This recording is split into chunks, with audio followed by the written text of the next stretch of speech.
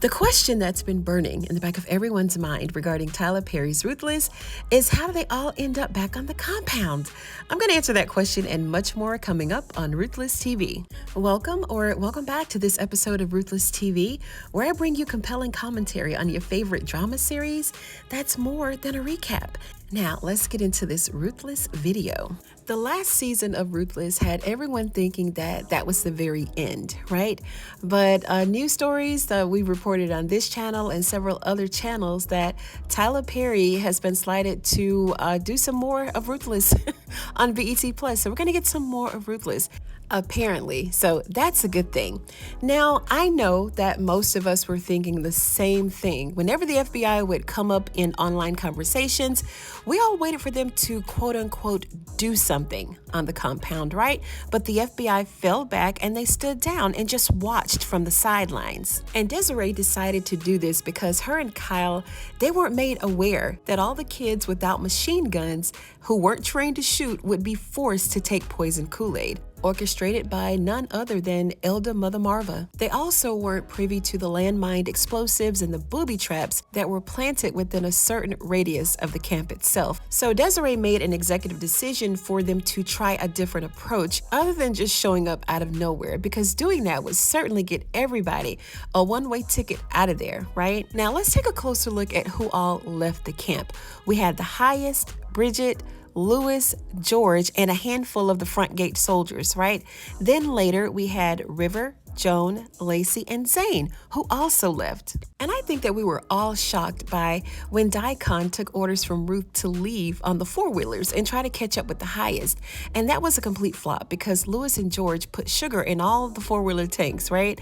So she told him to take all of his men and to just flush them out and to stop them on foot if they had to. And that's exactly what he did. Now that all the money was gone, Ruth was giving out blue permission slips to anyone who wanted to leave and who wanted to listen, by telling them that they might as well go since there was no one there to stop them. And although everyone tried to encourage her to leave with them, she vowed that she wouldn't go anywhere without finding Callie, her daughter, and Tally's daughter, Tavia, which was Cap. We knew that Ruth needed to really get off the compound with a trunk full of cash without any witnesses. There was something very interesting in the dialogue exchange between Ruth and Daikon.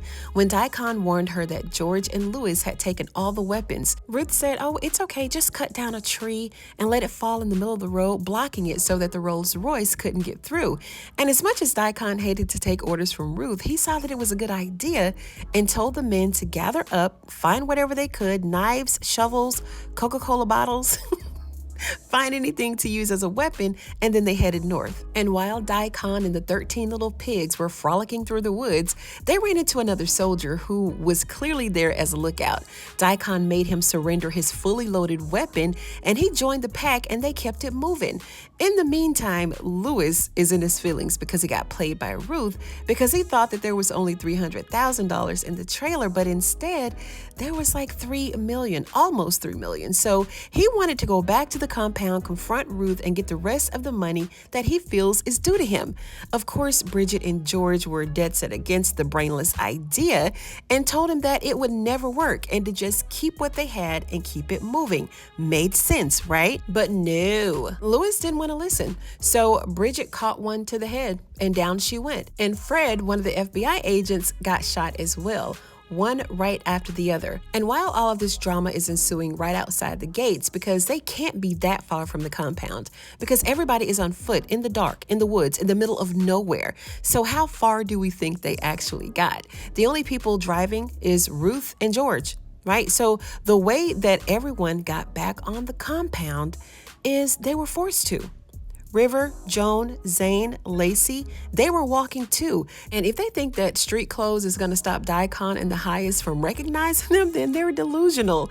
So it's my speculation that Daikon took Ruth's advice. They cut down that tree, let it fall into the middle of the road, block people from being able to go over or around it without running into them. Because remember, that lonely soldier that was in the woods that they ran into, he told them that no one had passed. So the only group of people that left the compound that would have got the farthest was Daikon and the soldiers. So everybody had to pass them in order to leave or come into the area of the compound. So they stopped everyone and forced them back to the compound. And the mystery shooter who shot Bridget and FBI Fred had to be Daikon, right? Because he took the loaded weapon from the soldier. I mean, first of all, who else is out there? They're the only ones out there. And Daikon knew exactly where everybody was. Now, I haven't quite figured out how the highest is gonna get out of his tight spot, but I'd assume that Lewis is gonna be so overcome with grief, he's gonna lay his gun down, the highest will grab it, then he'll shoot George first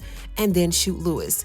Then he made his way back to the compound as well, leaving Desiree and Kyle out there wondering what the hell is going on. I mean, it makes sense to me. These are just my thoughts, though. What are your thoughts? How do you think they all got back on the compound? What actually happened? We'll all find out on August the 8th when they return. But in the meantime, let's start a conversation and see who comes up with the correct answer. Thank you so much for joining me tonight on Ruthless TV, you guys, and I'm going to see you on the next one.